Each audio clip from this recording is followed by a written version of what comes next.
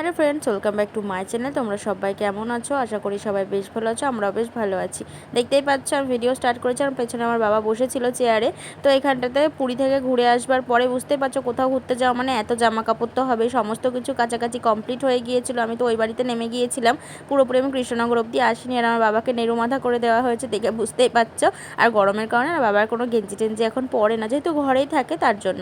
আর এখানে তোমাদেরকে ট্রলিটা দেখানোর জন্য এনেছি, তার কারণ হচ্ছে আমাদের ট্রলিটার একদম সাড়ে সর্বনাশ হয়ে গিয়েছে। দেখতে পাচ্ছ ট্রলির চাকা একটা ভেঙে গেছে। তো আর কি করা যাবে, কপালের নাম গোপাল, কপালে যদি থাকে তাহলে কেউই কিছু করতে পারবে না। তো আর কি ট্রলিটা সারাই করতে দিয়ে আসা হয়েছে।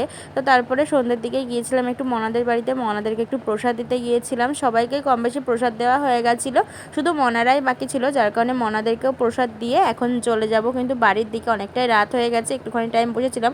তারপরে সেদিনকে কোনো ভিডিও করা হয়নি, এটা একটা পরের দিনকার ভিডিও। আমার পিসিদের বাড়িতে আমাদের নেমন্ত্রণ ছিল দুপুরে। তো এই যে পিসি আর কি এখানটাতে লতি চিংড়ি করছিল, আমি একটু নাড়াচাড়া করে দিচ্ছিলাম, পিসি একটা অন্য কাজ করছিল তার জন্য।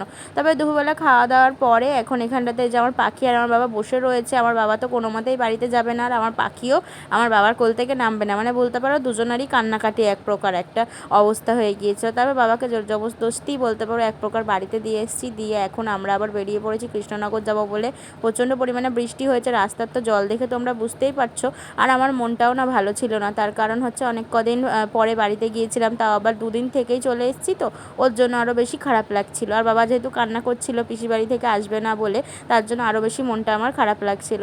তো তারপরে এখানটাতে পুরোটা রাস্তায় এরকম মুড অফ করেই চলে এসেছিলাম বাড়িতে। আর কি করা যাবে, মেয়েদের জীবন এইভাবেই কাটবে, আর ভাবনা চিন্তা করে কোনো লাভ নেই। চলো ভিডিওটার বেশি কোনো বড় করতে পারিনি, তার কারণ আমার মন মেজাজ একদমই ভালো ছিল না, তার জন্য।